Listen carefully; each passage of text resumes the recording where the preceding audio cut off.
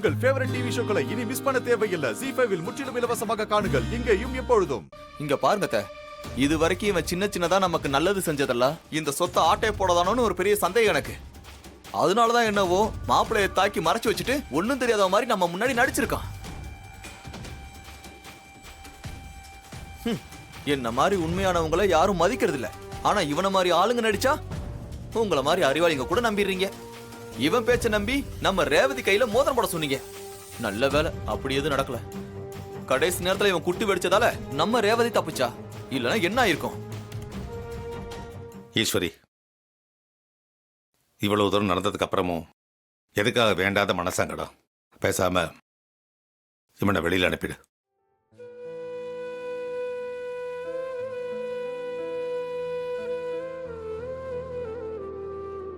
அம்மா, நீங்க எல்லாரும் நினைக்கிற மாதிரி இவர் அந்த தப்ப பண்ணிருக்க மாட்டாருன்னு தான் நினைக்கிறேன்.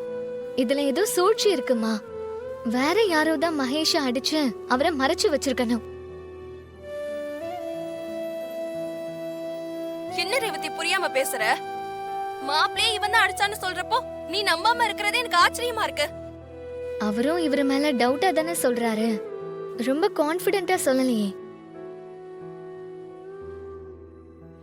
நம்ம வீட்ல இவ்ளோ நாள் இருந்திருக்காரு, நமக்கு பாதுகாப்பா இருந்திருக்காரே தவிர ஒரு நாளாச்சும் நம்ம டவுட் படுற மாதிரி நடந்திருக்காரா?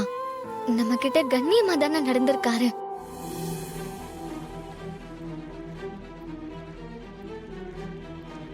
ZEE5 ஆப்பை டவுன்லோட் செய்து அனைத்து எபிசோடுகளையும் இலவசமாக பாருங்க.